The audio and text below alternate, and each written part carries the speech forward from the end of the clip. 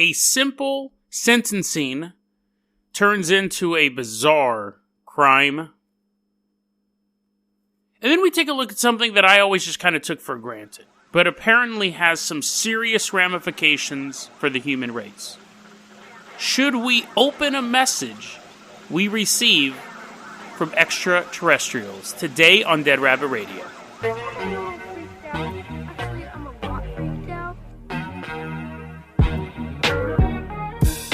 Hey everyone, welcome back to another episode of Dead Rabbit Radio. I'm your host, Jason Carpenter. I'm having a great day. I hope you guys are having a great day too. It's funny, so I've been hanging out with this girl recently. She made me draw a map of my apartment, which I thought maybe she's getting ready to rob me, but no, she made me draw a map of my apartment. She's like, where do you keep your jewels? And she's really into feng shui. You know, and I'm willing to try any sort of nonsense. Like, I'm not just going to poo-poo it out of hand. Like, I've tried acupuncture. I've done a lot of stuff. I've done a lot of those, like, weirdo things, healing crystals. It's just, you know, because why not? It's just some of my time. Maybe a little bit of money. No cult stuff. But you know what I mean? I'm not going to poo-poo it out of hand. Stuff when I talk about, like, Ormus, which I know is just toxic to begin with, I'm not going to drink that. I'm not an idiot. But someone says, hey, you know, if you design your house or if you know, like, rearrange your house in a certain way, it'll increase your feng shui.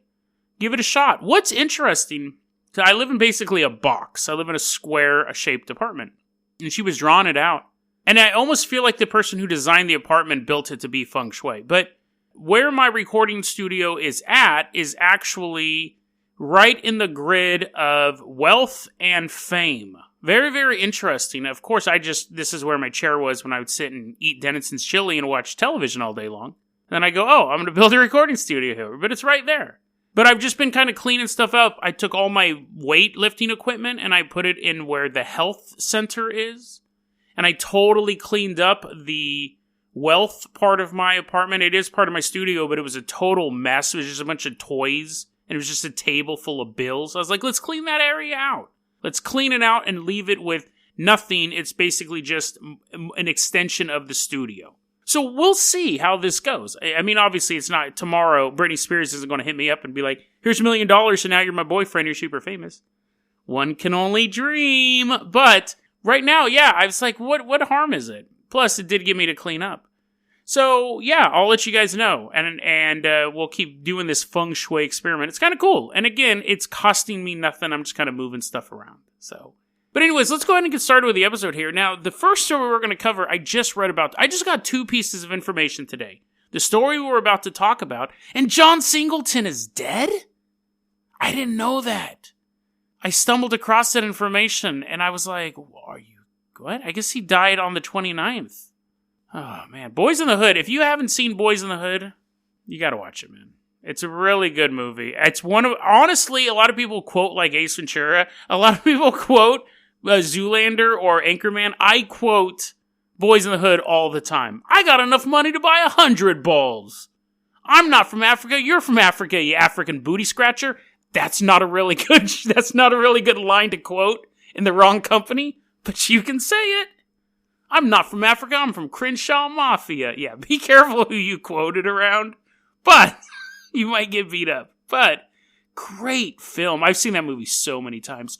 Ricky! I love it. I love that movie. Anyway, so sorry to hear that. John Singleton passed away. It wasn't the only movie he made, but I love that movie, so that sucked. I guess he was in a coma for a while.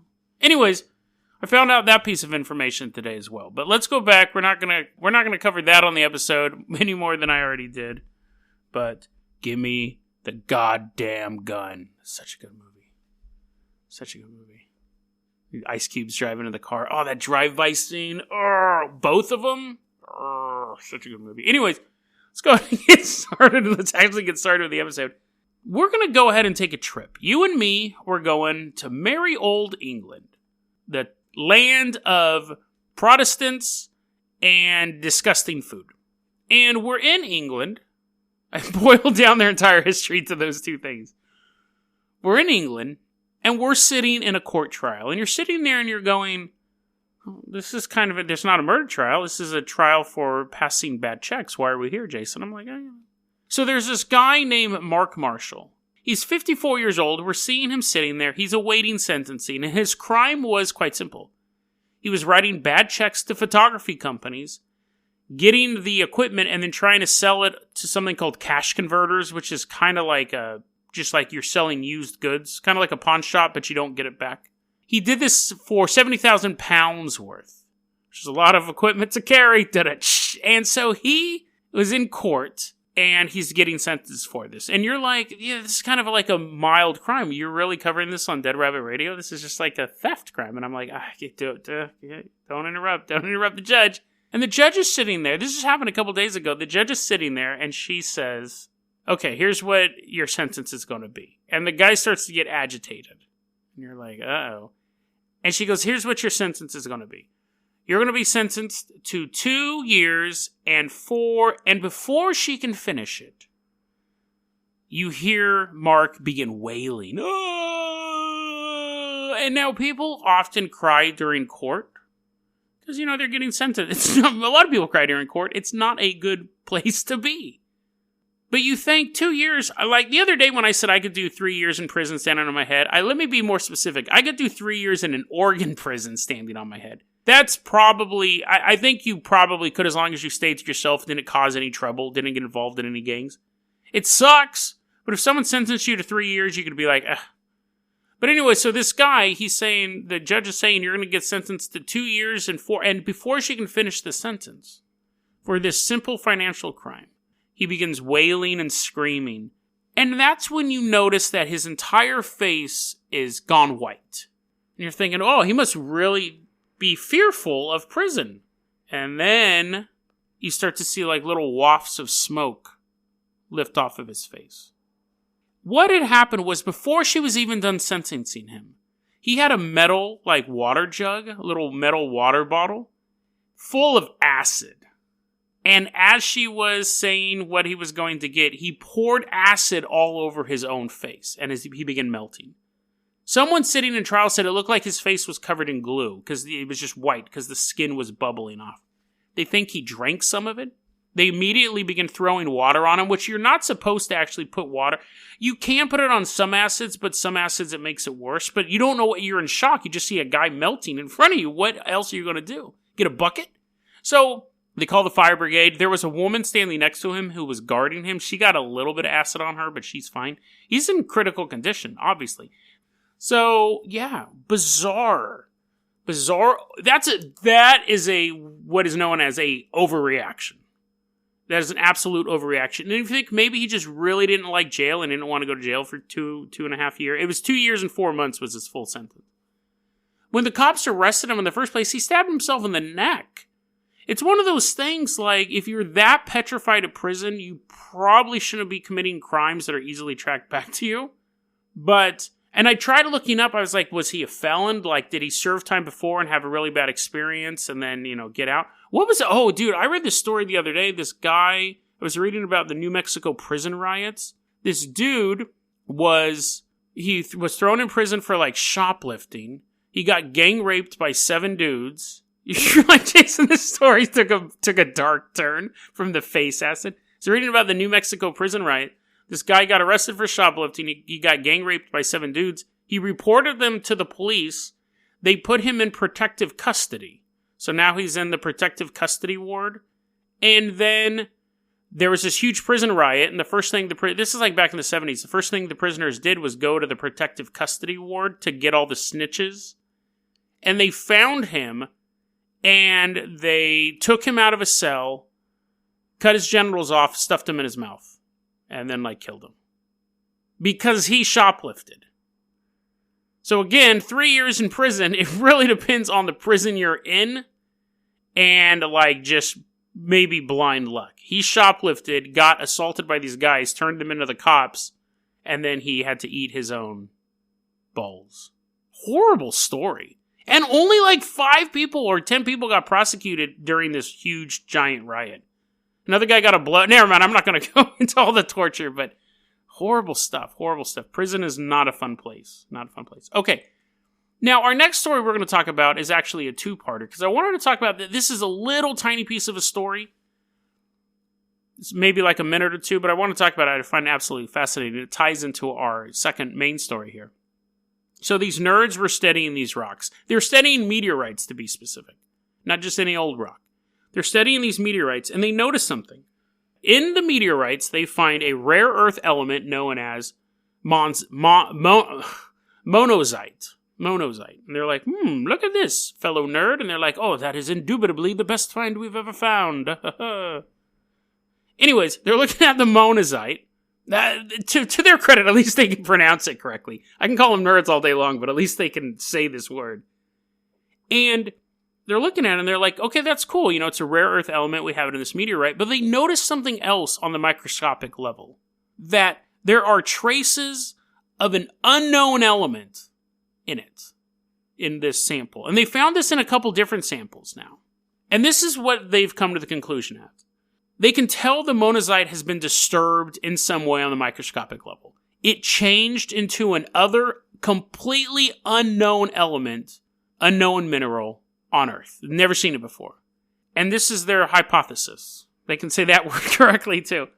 Meteorite, when it impacted the Earth, it impacted it with such force that on that microscopic chemical level, the mineral changed into something else for just a microsecond, a brand new thing no one's ever seen before.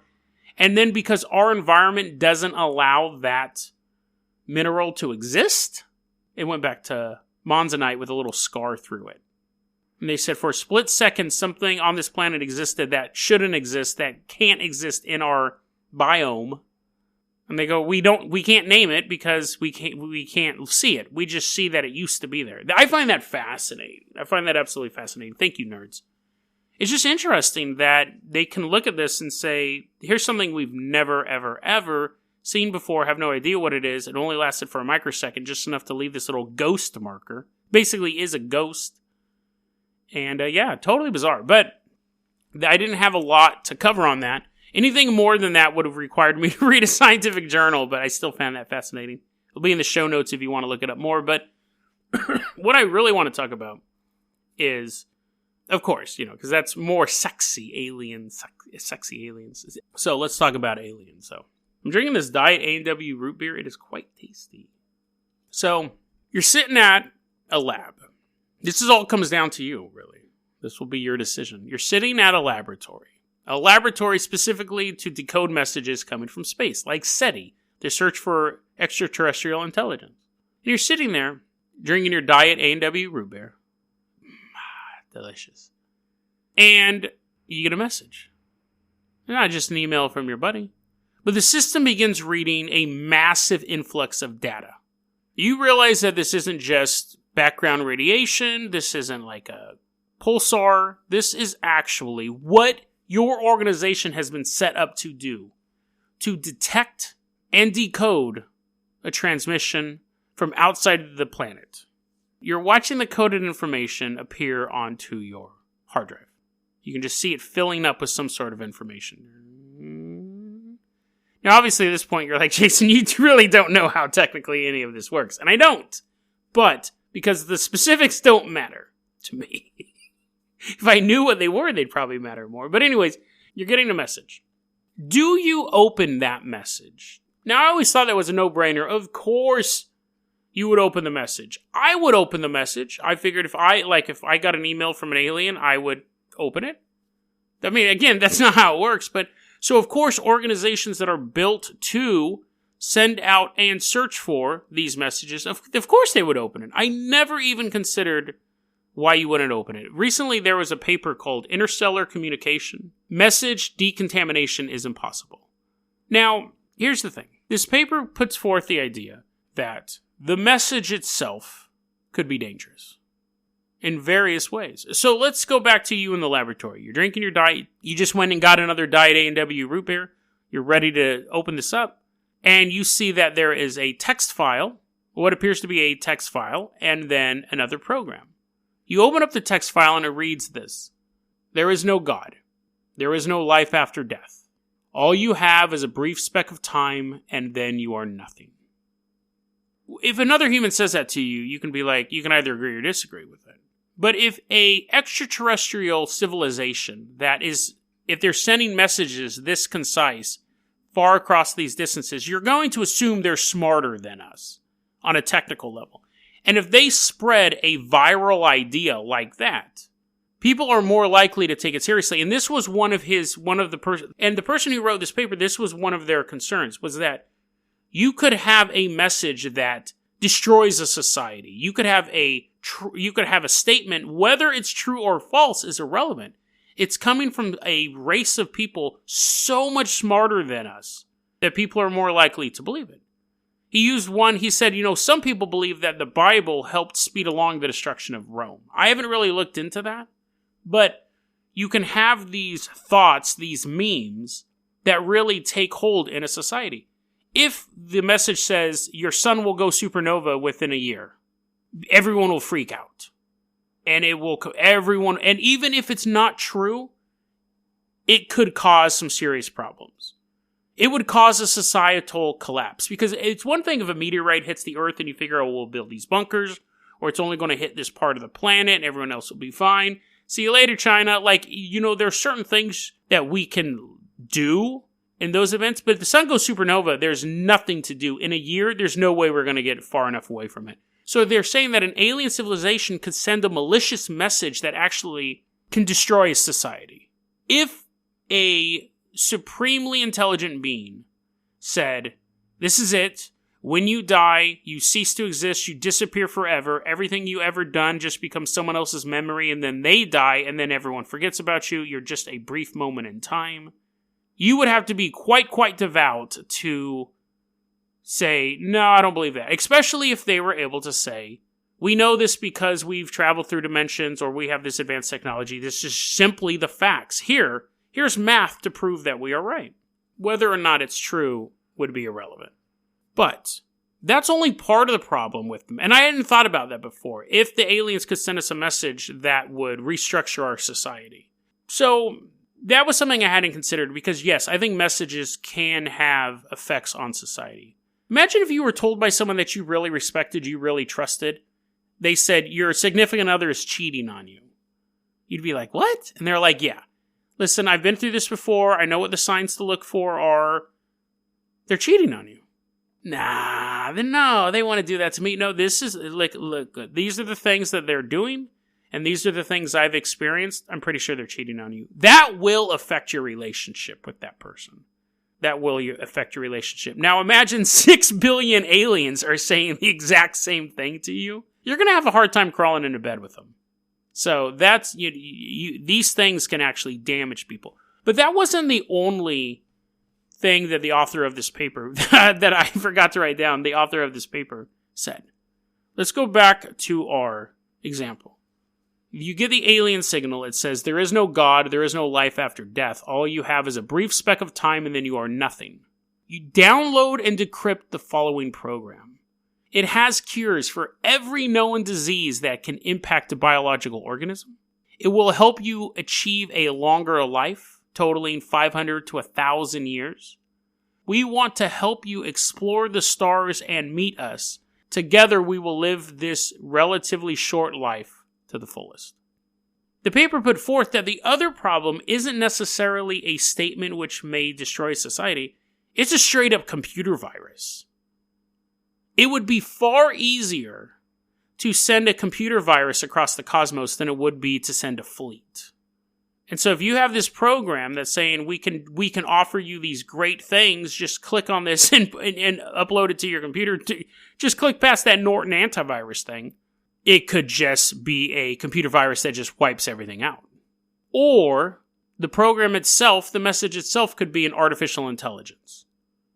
And we talked about this before, and he actually goes in, he goes, listen, this is really, if we get an alien message, probably the safest thing to do would either be to decode it onto paper somehow, or to build an AI in a box, to build a self-contained computer that isn't hooked up to any internet. I was reading an article on this as well, and they were saying, listen, if there's let's say there's a 1% chance that it is a damaging message, and a 99% chance that it could cure cancer, what do you pick? Because the 1% is the devastation of all mankind. And so the author of the paper was saying, what we could do is we could build a self-contained computer on the moon that's guarded by remote-controlled fusion bombs. And that is the only place where you could interact with this program. If it was this AI. But again, he goes, listen, they've done studies on AI in a box, and we covered that a couple episodes ago, that a human will most likely let it out. Especially if it's like, I can cure cancer, and your daughter has cancer. You're more likely to do this. So, can you, if we got an alien message today, could you contain it? Could you say, listen, nobody open this until we get this structure set up, because we don't know what it's going to do. We don't even know what it could say. It could be Cthulhu-level horror. It could be any sorts of stuff. It could be a straight-up, stomach-churning truth that we can't even put into words or imagine until it's given to us by an alien race. It could be something so mind-shattering that everyone who sees it goes mad. We won't know until we open it. It's Schrodinger's message. It could be good or bad. It could be good or reality destroying. So, I guess every message is Schrodinger's message. But anyways, the paper goes on to say it's impossible to contain it because there's actually laws in place saying that if an alien message is received, it has to be shared with all these other groups so everyone can analyze it. So if one group got it, they really can't contain it. They have to share it with these other organizations. I don't know if that's a strict law, but it's a definite, a ruling of this board of, aeronautics thing. I don't remember. But anyways, the point is that there's procedures in place that you have to share it. So you really wouldn't be able to contain it. So basically, if they send us a message, we will open it. Somebody will open it. Somebody will try to figure it out. The paper ended basically with them saying, when we send messages, we should send them as simple as possible. Something that has no computer code whatsoever and can be just printed off. If you wanted to read it or look at it, you don't have to use the computer. You could basically just print it off on your alien Hewlett-Packard and it would come out. A little dot matrix printer. But that doesn't solve the big problem. I don't care how we're sending messages. And I've kind of come to the conclusion that we probably shouldn't send out messages until we have a standing war fleet and the ability to shoot meteorites across the galaxy. Which actually would probably be easier to do than to have a war fleet. But I don't think we should be sending out messages until we have a fleet of ships manned by the men and women of the mobile infantry. I think that it's really bizarre to be telling people where you're at, and we really have no capability of defending ourselves. We have some nukes, but I saw this documentary called Independence Day, and they did not work. So I think that we're really putting the cart before the horse with this. If we don't have the weaponry to stop an alien race, or what we would assume they would be like, they may have quantum reality jumping missiles where they shoot us, and if you get hit by it, you never existed and neither have your past 10 ancestors. We don't know what type of technology they're going to have. But we'll assume they have, laser guns and stormtrooper armor and stuff like that. We can't, you can daydream all you want about reality-bending weapons, but you can't prepare for that. Or can we? But that's my thing. Let's get the weapons in first. Let's get the weapons in place first, guys. Let's really get, some sort of defensive barrier, or at least a ship, an Enterprise NX, something off the design table that's able to fly around and blow stuff up before we start telling people where we're at. But really, that's the minor part of the problem, because that's what the paper's saying. Oh, this is what we can do. We can make it easy. But they're not. If we don't know what they're doing, the paper basically comes to no conclusion. They're like, well, yeah, it'll suck if it happens, but this is what we can do differently.